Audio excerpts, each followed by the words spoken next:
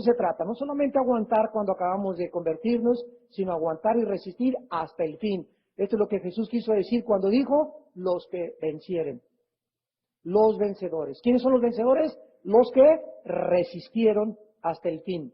Y de eso se trata, de ser valientes hasta la muerte.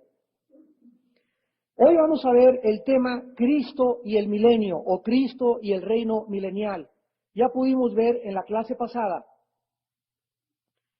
que la nación de Israel, o sea, el remanente que pondrá su fe en el Mesías, ahorita hay muchos judíos que se están convirtiendo, en los últimos días ellos van a experimentar el cumplimiento de los pactos que estudiamos en la última conferencia en Jeremías, en Ezequiel, en Segunda de Samuel, etcétera, etcétera, del pacto nuevo, tal como lo estipula Jeremías 31. O sea que Dios hace un pacto en el capítulo 31 de Jeremías y le dice, este es el pacto que haré con la casa de Judá y de Israel. Y vimos cómo nosotros hemos sido los beneficiarios temporalmente de este pacto y hemos entrado a este nuevo pacto que Cristo selló con 12 judíos en la última cena. Jesús, el Mesías, era judío, los principales apóstoles fueron judíos, la primera iglesia fue judía y de ahí se extendió a los gentiles, que somos nosotros y que entramos a formar parte de las bendiciones de Abraham y de los beneficios de las promesas de Abraham, gracias al Mesías que fue la semilla de Abraham. El nuevo pacto también profetiza la restauración de la nación de Israel. Romanos 11, 25 y 26, luego todo Israel será salvo cuando venga el Mesías en la segunda venida, toda la nación de Israel se salvará, el remanente. No quiere decir que todos los judíos que estén vivos, sino aquellos que hayan creído en el Mesías como su Señor y como su Salvador. Esta restauración, profetizada en casi todos los profetas del Antiguo Testamento, fue el tema de nuestra última conferencia. Hoy vamos a ver el reino milenial y Jesucristo. Jesús vino, como dice Lucas 19:10, al principio, en su primera venida, a buscar y a salvar lo que se había perdido. Se humilló más allá de lo que la mente humana pueda imaginarse para que nosotros pudiésemos comprender el grandísimo y profundo amor de Dios.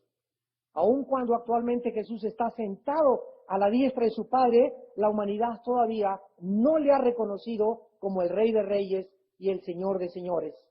Los reinos del mundo, primera de Juan 5:19, están bajo Satanás. Ya vimos cuando las 7 cabezas de la bestia en Apocalipsis 13 representan los 7 imperios que a través, desde el inicio de la humanidad con el imperio egipcio, han sido todos absolutamente, la bestia es la cabeza y ha sido la cabeza de todos los imperios mundiales y no es coincidencia que todos hayan tratado y buscado la exterminación del pueblo judío. El imperio egipcio, el imperio asirio, el imperio babilónico, medo-persa, griego y romano, todos buscaron el exterminio de la raza judía. El próximo imperio que venga, que es el reino del anticristo con las 10 naciones que representan los 10 cuernos, que ya estudiamos también en Apocalipsis 12 y Apocalipsis 13, representan la última forma de gobierno mundial que también será antisemita y anticristiano. Los reinos del mundo son gobernados todavía por Satanás y la historia confirma que las naciones de la tierra continúan en rebelión contra Dios. No hay ningún gobierno actualmente en el mundo que se pueda decir está totalmente sometido al Mesías. En el Salmo número 2, en el Antiguo Testamento, se escribió acerca de esta profecía de una forma muy clara y al mismo tiempo se describe el futuro reino del Hijo de Dios. Dice el Salmo 2, comienza con un cuestionamiento: ¿por qué se amotinan las gentes? O sea, ¿por qué hay tantas huelgas, tanta rebelión? Rebelión de enfermeras, de bomberos, de policías, de panaderos, de ciudadanos, de lecheros, de compradores. Todo el mundo actualmente hemos visto cómo aumentan las manifestaciones. Todo el mundo está inconforme. Todo el mundo está buscando justicia. Todo el mundo está en contra de, si es este gobierno, este partido. Y si no es este partido, es otro partido. Pero por todos lados, en el mundo entero, hay inconformidad. El mundo está tratando de buscar un mejor gobierno, más honestidad, pero las mismas personas que demandan eso en sus propias vidas personales, hay un caos y una confusión. ¿Por qué se amotinan las gentes, dice el Espíritu Santo, y los pueblos piensan cosas vanas, huecas, vacías? Se levantarán los reyes de la tierra y príncipes consultarán unidos contra Jehová y contra su ungido, diciendo, rompamos sus ligaduras y echemos de nosotros sus cuerdas. O sea, el conglomerado de las naciones actualmente, inclusive podríamos decir Estados Unidos de Norteamérica, que es la única nación en la historia que fue fundada sobre la Biblia. La única nación donde su primer presidente y más de 15 presidentes fueron cristianos. La única nación que tiene las universidades como Princeton, Yale, Oxford, Cambridge, Harvard, todas estas universidades fueron fundadas por pastores, donde aun cuando entras a la corte tienes que jurar por la Biblia. Esta misma nación, Estados Unidos de Norteamérica, desde 1973, quisieron votar a favor del aborto, se está votando por sacar la oración de las escuelas, cada día es más anticristiano, cada vez más anticristiana, cada vez se ataca más a la Biblia, los evolucionistas están atacando a los cristianos, diciendo lo que los difaman, que cómo pueden creer que no vengamos del chango, etcétera, etcétera. Aún estas naciones que fueron fundadas en la Biblia no quieren saber ya nada de Dios. Se rebelarán contra Jehová y contra su ungido, diciendo, rompamos sus ligaduras y echemos de nosotros sus cuerdas. El mundo dice, no quiero que nadie me ate, no quiero que nadie me ponga leyes, no quiero que nadie me diga lo que tengo que hacer. Yo soy libre para ser libre pensador, y si yo creo que venimos de un sistema natural de evolución, y si yo creo que venimos del chango, y si creo que podemos nosotros a través de nuestra mente determinar el origen humano, no necesitamos a Dios. Y esta es la posición actualmente del ateísmo, del escepticismo, del hedonismo, del pluralismo en la mayor parte de las filosofías mundiales. Dice el Salmo, el que mora en los cielos se reirá. El Señor se burlará de ellos. Luego hablará a ellos en su furor y los turbará con su ira. Aquí ya el versículo 5 entra al Apocalipsis, a lo que hemos estado estudiando, el día del Señor, el día de la ira. Cuando diga Dios, basta. Les he permitido 6,000 años de historia, han hecho lo que ustedes han querido y miren a dónde llegaron. ¿Qué hicieron con el planeta Tierra? Contaminaron el aire, contaminaron la comida, contaminaron los mares, entre ustedes guerras, toda la historia ha sido guerras contra, la Tierra está protestando ya con tsunamis, con olas, con maremotos, con terremotos, ya cambiaron los climas, y todo esto nos volteamos y decimos, tú tienes la culpa, y le echamos la culpa al Creador, cuando somos nosotros los responsables y los causantes de lo que sucede en el mundo. Dios se está burlando de todos esos seres humanos que creen que son dioses y que no lo necesitan. Y entonces dirá Dios, he puesto mi rey sobre Sión, mi santo monte. Esta profecía del versículo 6 se cumplirá con la segunda venida de Jesucristo durante el reino milenial. Vamos a ver en primer lugar en esta noche, para comenzar nuestro estudio, que cuando venga Jesús será el rey supremo sobre toda la tierra. El milenio será el tiempo en el que el Mesías gobernará a las naciones. Pero escuchen, con vara de hierro. Veamos en el mismo libro de Apocalipsis, capítulo 2, de qué forma desde el inicio del mensaje a las iglesias. Apocalipsis 2, 26 y 27. Jesús le promete a la iglesia de Tiatira, al que venciere y guardare mis obras hasta el fin, yo le daré autoridad sobre las naciones.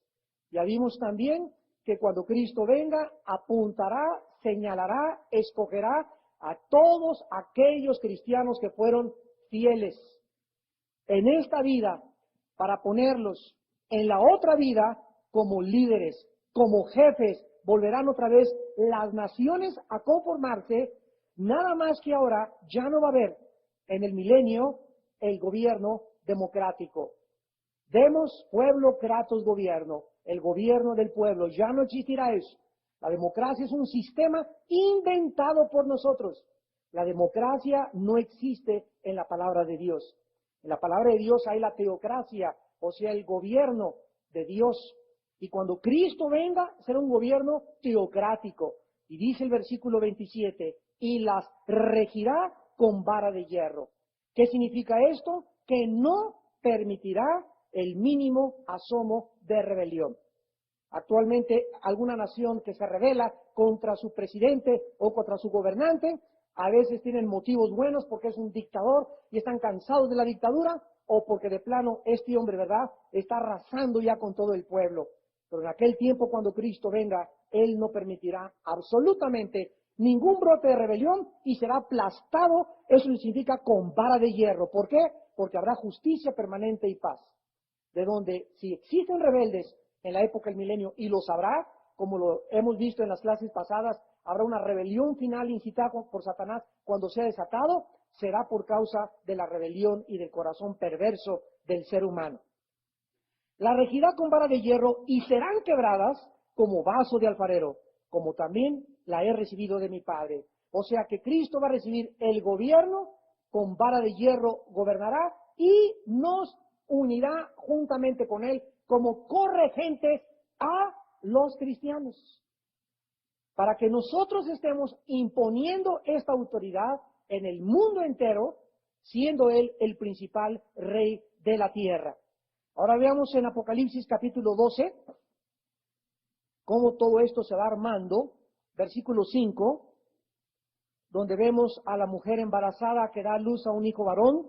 Ya vimos que esta mujer representa a la nación de Israel, y dice que regirá con vara de hierro a todas las naciones. Aquí nos damos cuenta, ¿verdad?, que el hijo varón es Jesucristo, y su hijo fue arrebatado. Esto fue cuando en la ascensión de Cristo para Dios y para su trono. Y en Apocalipsis 19, versículo 15, volvemos otra vez a confirmar la misma verdad. Apocalipsis 19:15. De su boca sale una espada aguda para herir con ella a las naciones, y él las regirá con vara de hierro, y él pisa el lagar del vino, del furor y de la ira del Dios Todopoderoso. Entonces se acerca el tiempo cuando vendrá Jesús a gobernar el mundo con vara de hierro. ¿Por qué tendrá que usar la vara de hierro? Porque en el milenio el corazón del hombre no ha cambiado. Recordemos esto. Cuando Cristo venga, va a bajar con nosotros la iglesia con cuerpos glorificados.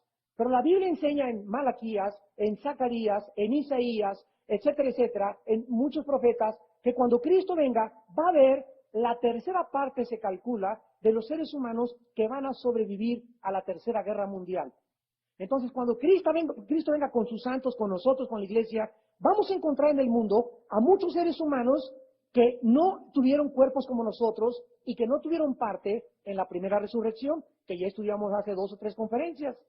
Estos seres humanos van a entrar a vivir en el milenio con esos cuerpos no glorificados como el que tú tienes ahorita y como el que yo tengo ahorita, con la única característica de que van a vivir más tiempo como originalmente vivió Adán y Eva, Matusalem, Enoc y todos aquellos primeros hombres de la Biblia, porque no existía el clima ni tampoco el aspecto climatológico que había, ni meteorológico que actualmente rige al mundo. Era un tipo de invernadero, por lo cual la vida humana llegaba a los 500, 600, 700 años de edad. Después del diluvio cambió totalmente el clima y los hombres redujeron su edad hasta 120, 80 años aproximadamente. En el milenio hay personas que vivirán muchos años, dicen Isaías 65, 66, que el pecador de 100 años será maldito. O sea, un niño a los 100 años será una persona como ahorita de 100 años, un viejito.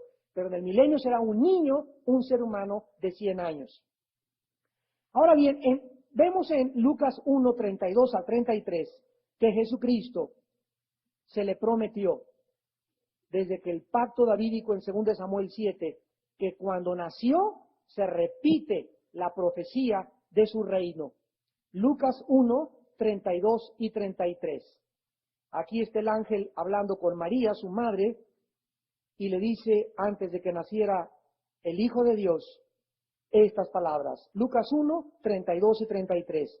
Este será grande y será llamado Hijo del Altísimo, y el Señor Dios le dará el trono de David, su padre. ¿Recuerdan ustedes que vimos la clase pasada en 2 Samuel 7, el pacto davídico, que le prometió Dios a David?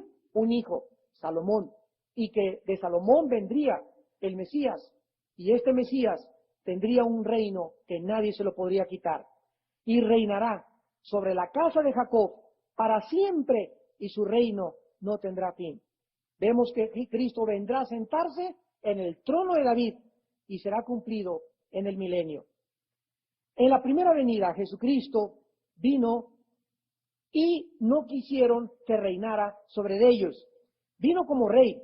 Vemos que se profetizó a la Virgen María, sin embargo, fue rechazado como rey. En Marcos 15, versículos 12 al 18, obligaron al que pasaba, Simón de Cirene, padre de Alejandro y de Rufo, que venía del campo, a que le llevara la cruz. Y le llevaron a un lugar llamado Gólgota, que es traducido lugar de la calavera. Y le dieron a beber vino mezclado con mirra, mas él no lo tomó. Cuando le hubieron crucificado, repartieron entre sí sus vestidos, echando suerte sobre ellos, para ver qué se llevaría cada uno. Era la hora tercera cuando lo crucificaron, o sea, las 9 de la mañana. Y el título escrito de su causa era el Rey de los Judíos. De una forma irónica, no sabían qué ponerle arriba en la cruz, porque de acuerdo al gobierno romano y a la ley romana, a todo crucificado tenía que ponérsele ladrón, secuestrador, asesino, narcotraficante o lo que fuera, para que la gente supiera por qué moría ese criminal. Pero no tenían ningún cargo contra Cristo. El mismo Pilato sabía que era inocente. Era una cosa, ¿verdad?, diabólica, un complot, un contubernio llevado a cabo en lo más profundo del abismo. Entonces le pusieron, ¿verdad?, Rey de los Judíos. O sea, le dijeron a Pilato y al gobierno romano que era una amenaza para el gobierno romano, porque el único rey era el César. Entonces, ante este complot y ante esta calumnia, le tuvieron que poner Rey de los Judíos, sin saber que de una forma irónica, al ponerle Rey de los Judíos, estaban anticipando que realmente él era el rey, no de los judíos, sino del mundo entero y del universo. Dice la Biblia en el versículo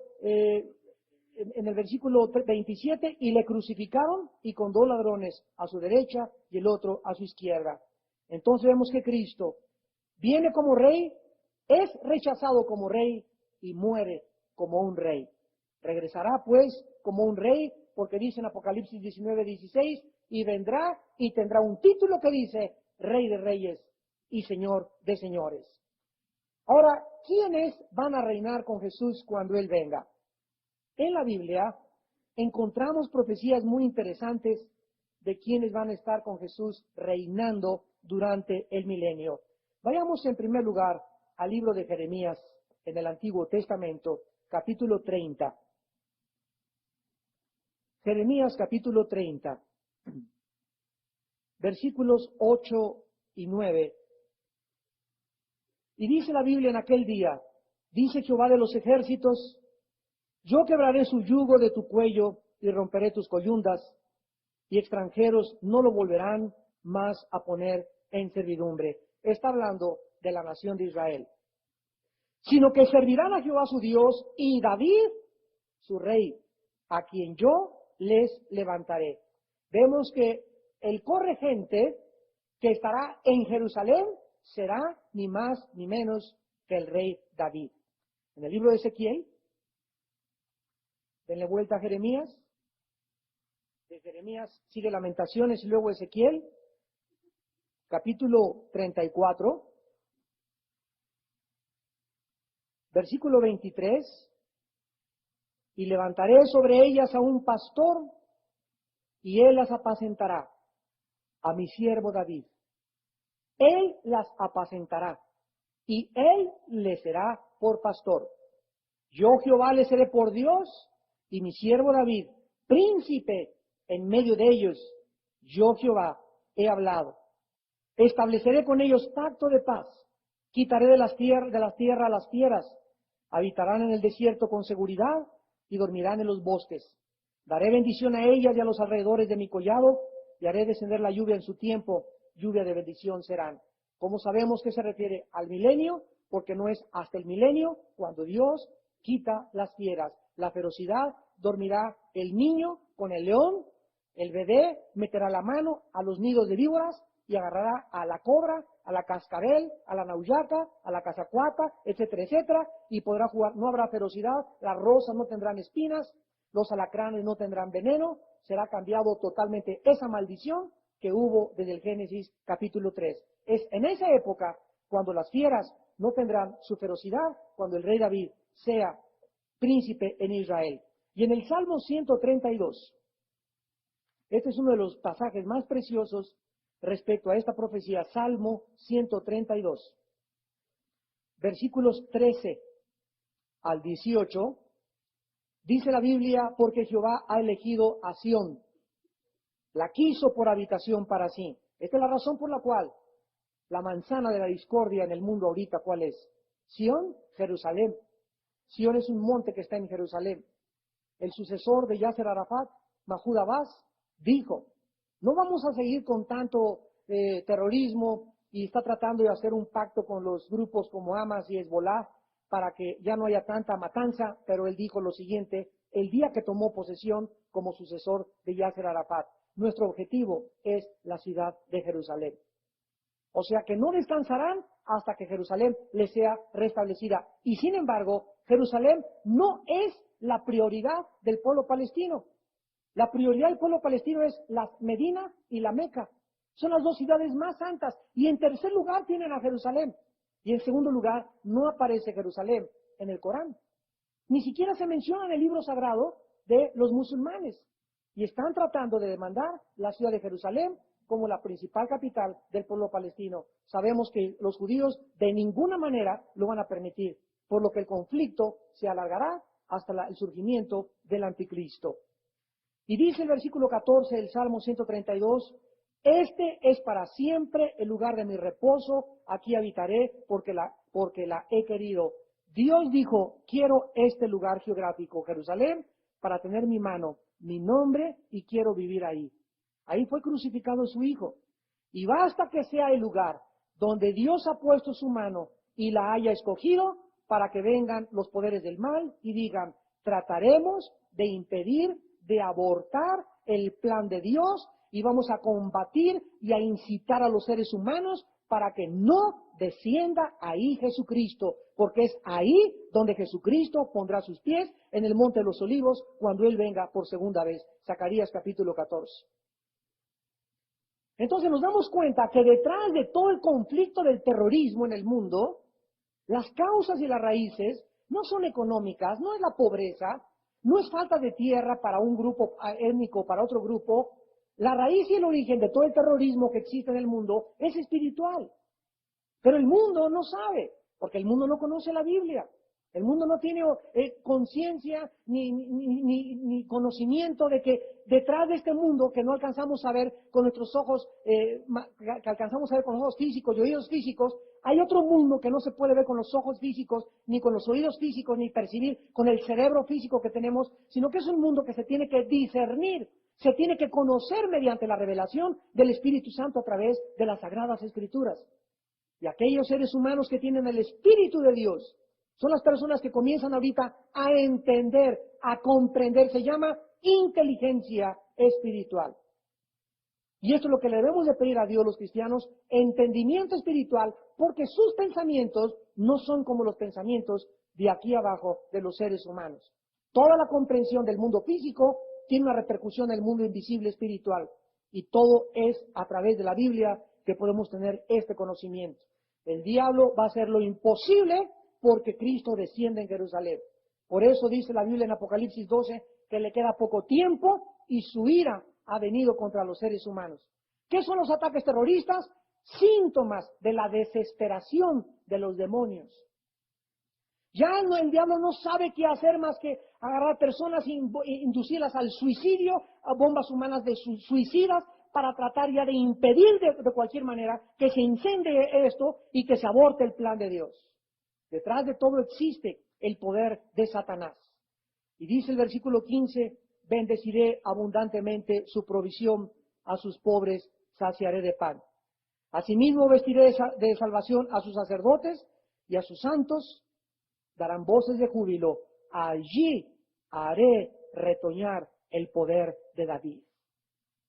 He dispuesto lámpara a mi ungido, a sus enemigos vestiré de confusión, mas sobre él florecerá su corona. Vemos pues que reinará junto con Cristo, el rey David, como el príncipe de Jerusalén, el príncipe de Israel.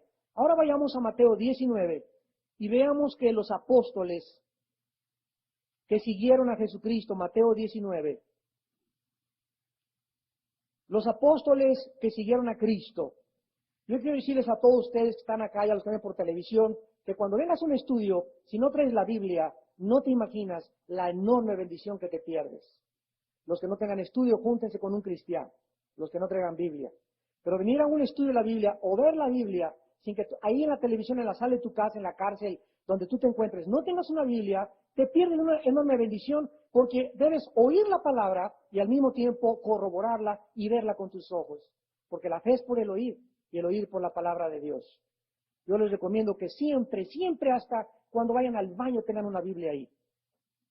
Dice aquí en Mateo 19, versículo 28 en adelante, y Jesús les dijo a los apóstoles, le está hablando, de cierto les digo que en la regeneración, esta palabra paligenesia en el griego significa restauración, renovación, es el estado futuro de la creación. En la restauración, en la regeneración, cuando el Hijo del Hombre se siente en el trono de su gloria, vosotros que me habéis seguido, también os sentaréis sobre 12 tronos para juzgar a las 12 tribus de Israel. Los que le siguieron, los que dejaron todo y le pusieron en primer lugar en sus vidas, serán aquellos que se sentarán en tronos. Ya lo vimos en Apocalipsis 20, que Juan dice, y vi tronos, y se sentaron los que recibieron la facultad de juzgar. Así que es importante que mantengamos la motivación de que nuestro trabajo en el Señor no es en vano. Ahora vamos al Evangelio de Lucas 19 y veamos una parábola interesantísima con la revelación del futuro reino de Dios. Para que nosotros comprendamos cómo opera el reino, Cristo contó esta parábola, a la cual le vamos a dar un poco más de atención y de énfasis, porque está relacionada con la primera venida, con el periodo de espera que es el que estamos atravesando, y lo que Cristo hará cuando Él venga y cuando Él regrese a través de esta parábola. Dice Lucas 19, versículo 12, un hombre noble se fue a un país lejano. El hombre noble es Jesús. El país lejano es el cielo, para recibir un reino y volver. ¿A qué se fue al cielo Jesús cuando resucitó y ascendió? Se fue al cielo para recibir de su Padre el reino. Sin embargo, ahí está, y dijo, si creen en Dios, creen también en mí, no se turbe vuestro corazón, voy a prepararles lugar para vosotros. Como nosotros somos la futura esposa de Jesús, un esposo cuando se va a casar, prepara su departamentito, su alfombrita si puede, ¿verdad? Lo más importante, la cama, desde luego. Ya si tiene un poquito más dinero, su televisor, etcétera, etcétera, para que cuando traiga a la doncella, a su esposa, la futura madre de sus hijos, tengan por lo menos un pequeño nidito donde comenzar a vivir. Entonces Jesús ha ido al cielo a prepararnos a nosotros un lugar. Él dijo, en la casa de mi Padre hay muchas mansiones. Voy a preparar lugar para vosotros, para que donde yo esté, ustedes también estén. Entonces así comienza la parábola, y claro que nosotros la entendemos. Este hombre noble se fue al país lejano para recibir un reino y volver. Y llamando a 10 siervos suyos, les dio 10 minas y les dijo, negociad entre tanto que vengo. Vean ustedes que mientras Jesús se va, nos deja a nosotros, sus siervos, que aprendamos a invertir. La palabra negociar en el griego significa saber administrar e invertir. Qué interesante. Sigamos leyendo y después lo explicamos. Pero sus conciudadanos le aborrecían, o sea, fueron los judíos. Y enviaron tras él una embajada diciendo, no queremos que este reine sobre nosotros. Ahí estaba todo el Sanedrín, que le dijeron a Pilato, no queremos rey más que a César. Crucifícale, crucifícale. Aconteció que vuelto él, después de recibir el reino, mandó llamar ante él a aquellos siervos a los cuales había dado el dinero para saber lo que había negociado cada uno. O sea, cuando Cristo venga, viene a pedirnos cuentas. Vino el primero diciendo, Señor, tu mina ha ganado 10 minas. Él le dijo, está bien, buen siervo. Por cuanto en lo poco has sido fiel, tendrás autoridad sobre 10 ciudades. Vino otro diciendo, Señor, tu mina ha producido 5 minas. Y también a este dijo, tú también, sé sobre 5 ciudades. Vino otro diciendo, Señor, aquí está tu mina, la cual he tenido guardada en un pañuelo, porque tuve miedo de ti. Por cuanto eres hombre severo, que tomas lo que no pusiste y ciegas lo que no sembraste. Entonces él le dijo, mal siervo, por tu propia boca te juzgo. Sabías que yo era hombre severo, que tomo lo que no puse y que ciego lo que no sembré. ¿Por qué pues no pusiste mi dinero en el banco para que al volver yo lo hubiera recibido con los intereses? Y dijo a los que estaban presentes, quitadle la mina y dadla al que tiene las 10 minas. Ellos le dijeron, Señor, tiene 10 minas. Pues yo os digo, dijo Jesús, que todo el que tiene se le dará, mas al que no tiene, aún lo que no tiene se le quitará. Vamos a observar las siguientes revelaciones en esta hermosa. El hombre noble, como dijimos ya Jesús, se fue a recibir un reino y volver. Cuando Jesús vino a la tierra, nos habló de este reino. Cuando Jesús comenzó a predicar, dijo, el reino de Dios ha venido a ustedes en este mundo y nos ha invitado, y nosotros continuamos invitando a la gente a que entren y participen e ingresen, se inscriban en el reino de Dios. Llamando a los siervos, les dio 10 minas. Una moneda, una mina equivale o equivalía a 100 dracmas para que negociaran mientras él regresara. Dice el versículo 13, negociad entre tanto que yo vengo. Todo lo que Dios nos ha dado, estas minas representan todas las cosas que Dios nos ha dado, todos los dones que tú tienes y que yo tengo. No hay ningún cristiano que no tenga dones, o sea, talentos, salud, tiempo, ropa, propiedades, casa, todo lo que tengamos, lo tenemos para invertirlo, para poder usarlo en el reino de Dios. Dios no me da solamente un coche, una ropa, dinero, propiedades, fama, poder, popularidad para mí, para mi ego, para envanecerme, para enfermarme, para actuar arbitrariamente, para creer que es algo especial. Todo lo que Dios nos lo da para que lo invirtamos en el reino de Dios. Ya lo vimos que cuando Dios llamó a Abraham, desde el primer hombre en la Biblia, Génesis 12, le dijo a Abraham, ven para acá, te voy a engrandecer, te voy a bendecir, va a ser tu nombre increíble para que tú seas bendición a las naciones. Desde ahí se establece el principio espiritual, que todo lo que Dios nos da es para que nosotros lo invirtamos en su reino. Si lo que Dios me da lo comienzo a guardar y a guardar y a guardar y a guardar, se me van a hacer hoyos en las bolsas y se me va a vaciar y voy a comenzar a desperdiciar, porque lo que no se usa en el reino de Dios es desperdicio a los ojos de Dios.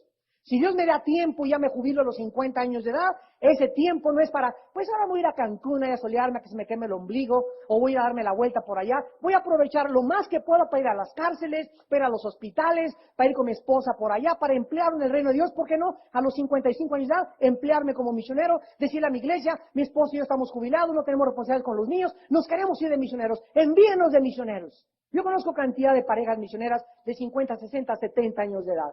Todo lo que Dios nos da es para su reino. Llamando entonces a los siervos, les da estas minas que representan los dones. Ahora los conciudadanos, los que no eran sus siervos, versículo 14, le rechazaron como rey. No queremos que este reine sobre nosotros. Después de recibir su reino, o sea, cuando Jesús regrese, nos va a mandar llamar, ven para acá, Pancho Pancholín. ¿Qué hiciste con la inteligencia que yo te di? Señor, pues yo nací indito. Yo soy nieto del indio Tizoc.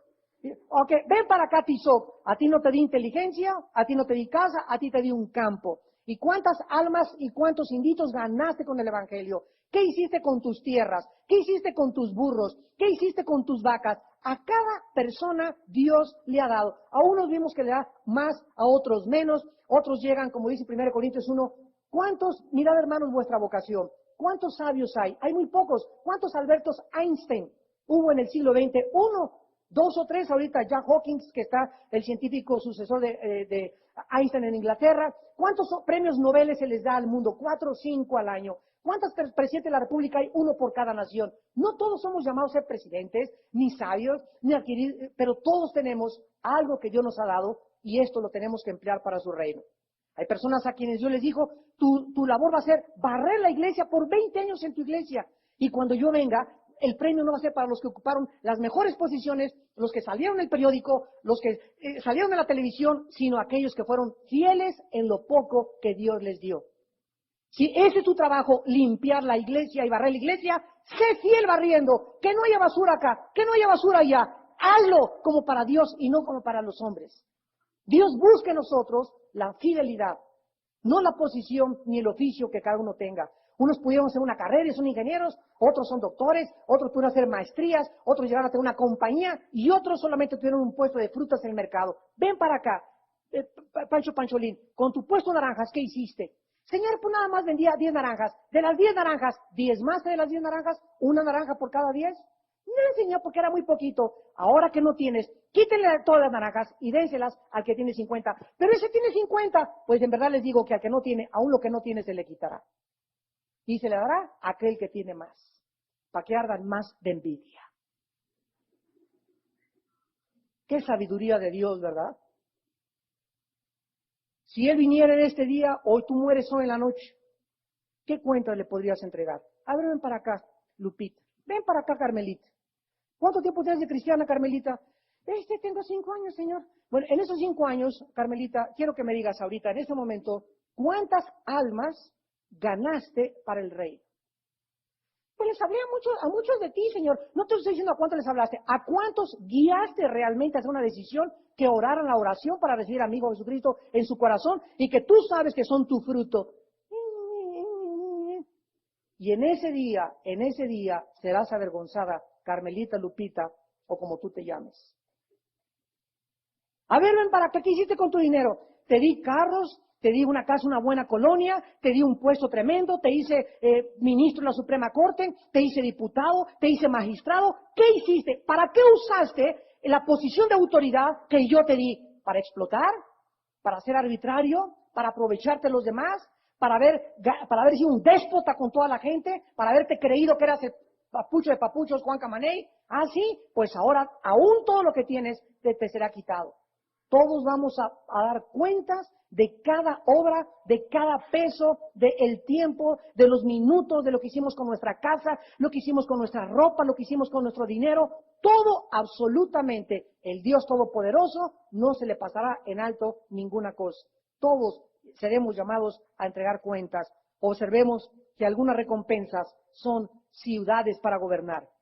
Dice el versículo 17, al siervo que invirtió las 10 minas, tendrás autoridad sobre 10 ciudades. Una de las recompensas, mucha gente ha preguntado, ¿qué recompensa nos dará Dios? ¿Nos dará oro? ¿Nos dará plata? Nada de esas cosas. Vemos que muchas recompensas en la otra vida están relacionadas con el gobierno, con la autoridad que tendrás en la otra vida. No hay autoridad sin autoridad. Si no estás sometido a una autoridad, no puedes tener autoridad sobre de nadie. Y ahorita el sueño dorado por el que se matan miles de personas es por llegar a ser gobernador, por llegar a ser diputado. Y matan, asesinan, calumnian, se abren paso como puedan para poder llegar a esa posición y sentarse en ese trono. En la próxima vida, Dios le dará esta posición a los que fueron fieles administradores de los dones que Él nos dio. Enseguida vemos en el versículo 20 al 23 que un siervo infiel nada invirtió. Dice el versículo que tenía guardado la mina en un pañuelo. Y vean la respuesta que este siervo le da a Jesús en el versículo 21. Tuve miedo de ti, por cuanto eres hombre severo, que tomas lo que no pusiste y ciegas lo que no sembraste. Vemos nosotros que esta persona, desde luego, no era cristiana. Dice la Biblia que esta persona no invirtió, y vean ustedes por qué no invirtió: por miedo, por temor.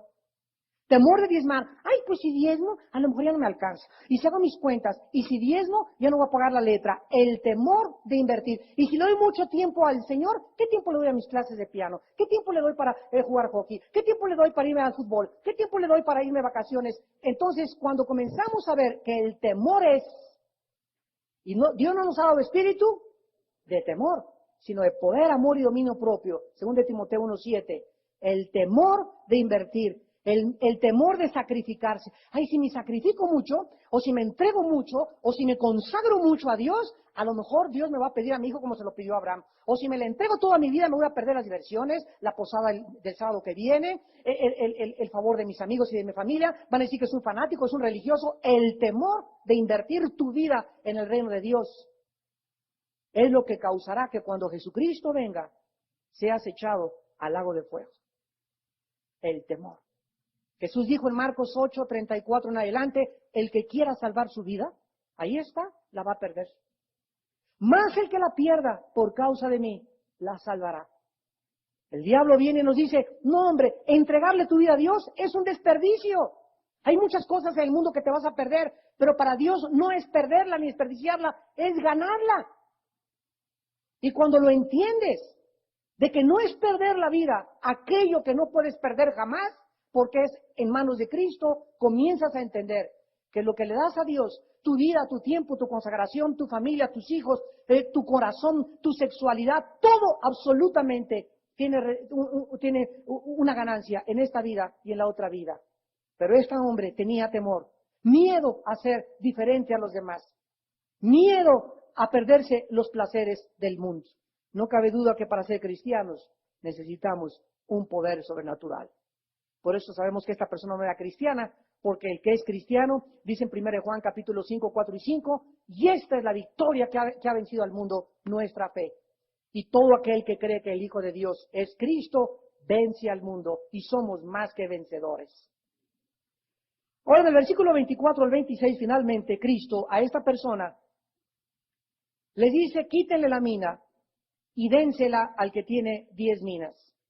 Notemos que los siervos inmediatamente protestaron.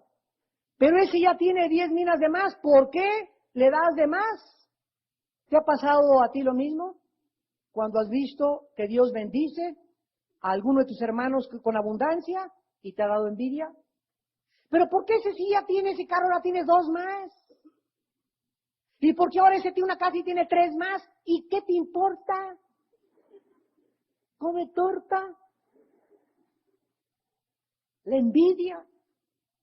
Y sabes que muchas veces detrás de eso es porque, y yo cada vez soy más pobre y estoy más fregado cada día y cada día tengo que pedir más y cada vez me alcanza más y el otro cristiano ahí y comienzas por la envidia a hablar mal de él, a criticar mal, sin saber que Dios le está multiplicando porque está siendo fiel. Para Dios no hay problema que una persona tenga 10 carros, 5 casas y que tenga 50,000 trajes y que viva en el castillo de Chapultepec. El problema no es el dinero, es el amor al dinero. Dios no odia a los ricos, odia a los que aman las riquezas. Hay personas más avaras que casi no tienen que caerse muertas que multimillonarios cristianos que le dan el 50% de la obra a Dios. Pero tenemos una mentalidad de la cual no hemos podido escaparnos. Y creer que la humildad es con mis guarachitos y con mi camisita y con mi bochita y mis totopitas es lo que Dios quiere para toda mi vida. Porque soy humilde. Eso no es ser humilde, es ser menso. Y cuando no entendemos esto, comenzamos a vivir esclavos. Y la envidia entra a nuestro corazón y la crítica y la murmuración. Recuerda claramente. Voy a brincarme rápidamente para que veamos este principio en 2 de Corintios 9, que ahí lo explica el Señor claramente, versículo 6 al 11. 2 de Corintios 9, del 6 al 11.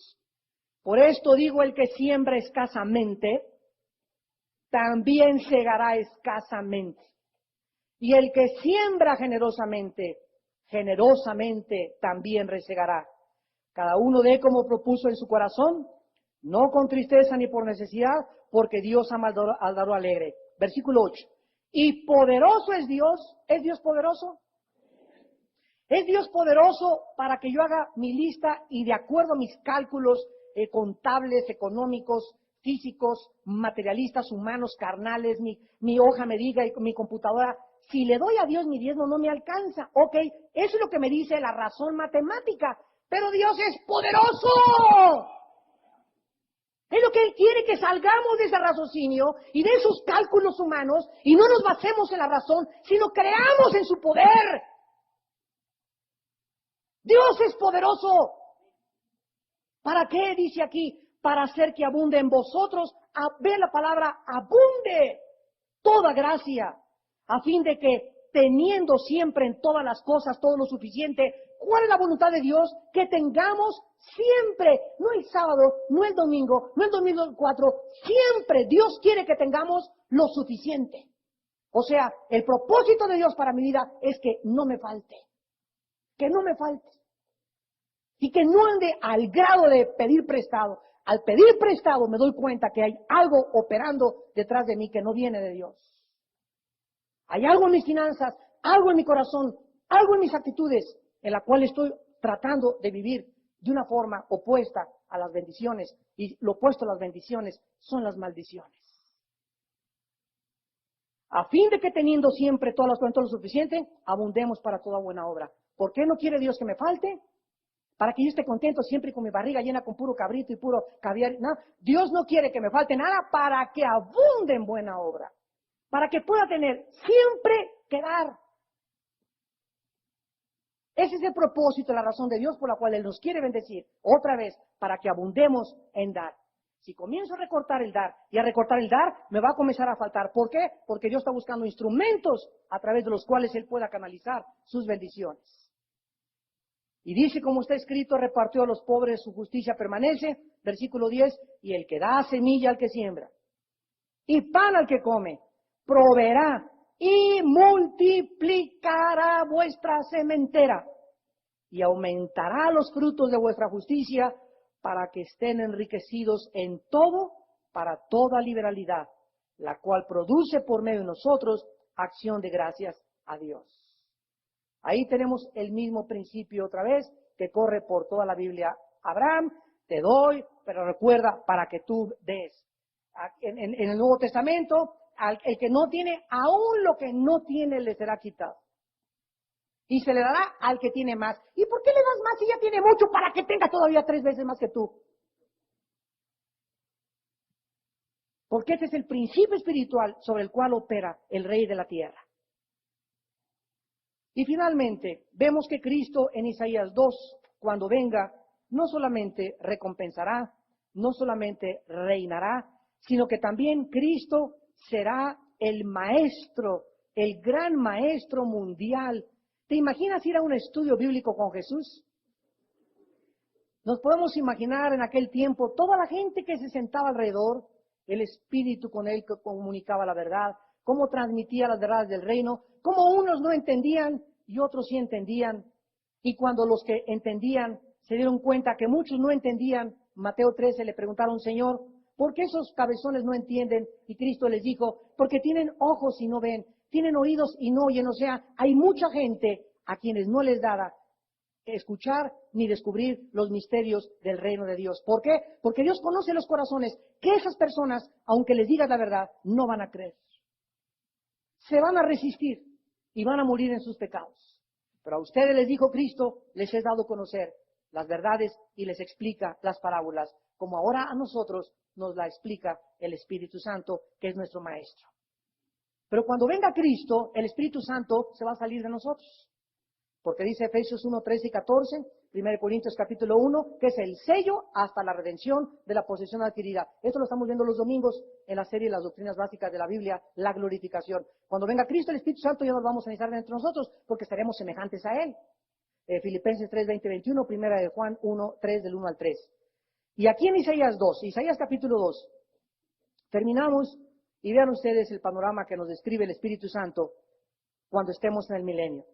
Lo que vio Isaías, hijo de Amós, acerca de Judá y de Jerusalén. Acontecerá en lo postrero de los tiempos, ¿cuándo?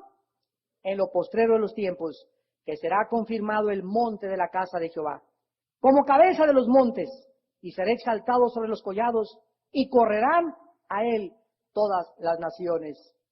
Y vendrán muchos pueblos y dirán, venid y subamos al monte de Jehová, a la casa del Dios de Jacob, y nos enseñará sus caminos, y caminaremos por sus sendas, porque de Sión saldrá la ley, y de Jerusalén la palabra de Jehová. Juzgará entre las naciones, reprenderá a muchos pueblos, volverán sus espadas en rejas de arado y sus lanzas en hoces. No alzará espada nación contra nación, ni se adiestrarán más para la guerra. Por todas las naciones nos va a mandar como misioneros Dios en el milenio, a todas las tribus, a todas las gentes que sobrevivieron a la Tercera Guerra Mundial y que ni siquiera supieron lo que pasó ni lo que está pasando allá. Vengan, vengan a Jerusalén y los llevaremos, y el maestro de maestros será el Señor Jesucristo, el Hijo de Dios. Y ahí vamos a continuar, como dice en uno de los salmos, Dios nos apacentará con la verdad, aún más allá después de la muerte. O sea, nunca, nunca dejaremos de ser estudiantes de la Biblia. Por eso dijo Jesús, no llaméis a nadie maestro, porque nunca, por más que sepamos, nunca dejaremos de ser estudiantes simplemente de la inmensidad y de la infinitud y de la eternidad del conocimiento y los caminos de Dios. Como dice Pablo cuando termina la carta a los Romanos en el capítulo 11, oh profundidad de las riquezas, de la sabiduría y del conocimiento de Dios. Cuán insondables son sus juicios e inescrutables sus caminos. ¿Quién entendió la mente del Señor? ¿O quién fue su consejero? ¿O a quién le dio el primero para que le fuese recompensado? Imaginémonos, estamos destinados a seguir por toda la eternidad conociéndolo a Él. Tú no te imaginas, amado santo y santa de Dios, que si tú quieres conformarte con el conocimiento que ahorita tienes, si tú no lees la Biblia, no la traes a los estudios, no la llevas al banco, no la traes en tu carro, no oyes la palabra de Dios, crees que ya llegaste, ya hiciste tu diplomado o tu licenciatura o lo que sea, y crees que ya llegaste. Si tú crees que ya llegaste, ok, quédate ahí. Pero no te imaginas la infinitud del conocimiento que te falta por poder realmente entender. Y por eso hay gente que llega, ¿en dónde dice la Biblia que los cristianos tienen demonios? ¿Ya la leíste toda, cabezón? ¿En dónde dice la Biblia que no se pierde la salvación? Ya comparaste versículo con versículo, o sea, llegamos a asumir posiciones doctrinales sin haber estudiado la profundidad de la Biblia para poder decir, realmente ahora lo entiendes. Pero creemos que ya la conocemos y creemos que nos basta estudiarla superficialmente cuando no sabemos que bienaventurados y dichosos los que tienen hambre y sed de justicia. Los que son humildes y reconocen, Padre, aún no entiendo tantas cosas, oh Dios, revélamelas con tu espíritu. Y Dios se las revela a quienes, a aquellos que le buscan. Y me encontrarás, dice el Señor, porque me buscarás con todo tu corazón. Oremos. Señor, te damos gracias por el desafío que nos haces a seguirte conociendo, a seguirte buscando, a seguir estudiando tu palabra de una forma sistemática, continua, de una forma donde demostremos un carácter perseverante. Oh Dios, la profundidad de tu sabiduría y de tu conocimiento no tienen límite. Cada día nos maravillas con tu conocimiento de tu palabra y con lo que tienes escondido para aquellos que te aman. Porque cosas que ojos no vieron, ni oídos han oído, ni han subido el corazón del hombre, son las que Dios tiene escondidas. Así es. ¿Por qué escondidas? Para que le busquemos. Los tesoros escondidos tienen que buscarse. Y para buscar algo tienes que proponerte ir detrás de eso, porque sabes que vale la pena ese tesoro. Miles de personas invirtieron millones de dólares por descender al océano y encontrar los tesoros perdidos del barco Titanic. Miles de personas buscan e invierten dinero por invertir y encontrar petróleo debajo de la tierra. Miles de personas invierten en las minas para encontrar piedras preciosas y diamantes y oro en los ríos. Si como a la plata buscares el dinero, dice el Señor, me buscares a mí, entonces entenderás mi temor y conocerás mi sabiduría. Padre, tenemos que tener hambre y sed de ti. Tenemos que tener una pasión, Señor, por ti. Tenemos que ser enamorados de tu Hijo Jesucristo, apasionados por Él, para que tú puedas responder a las profundidades del corazón y a los conocimientos que tenemos para engrandecerlos para tu gloria. Tu palabra dice, deleítate en Jehová, y Él te concederá las peticiones de tu corazón. Espera en Él. No te excites en manera alguna en hacerlo mal. Exhibirá tu justicia como la luz y tu derecho como el mediodía. Espera en Él y Él hará. Confía en Él y habitarás en la tierra y te apacentarás de la verdad. Porque joven fui y envejecido y no he visto justo desamparado, ni su descendencia que mendigue el pan, ni que ande pidiendo prestado. ¿Por qué? Porque son los justos que caminan en la luz. Señor Jesús, la iglesia dice, ven.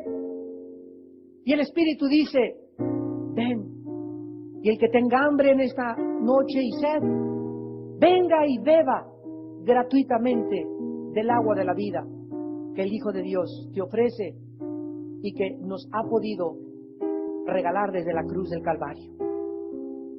Si en esta noche hay personas que aún no tienen a Jesucristo en su vida, si solamente eres conciudadano y no eres siervo del reino, Dios en esta noche quiere entregarte dones, quiere entregarte talentos, quiere hacerte consciente que todo lo que tenemos es para ser usado para su reino.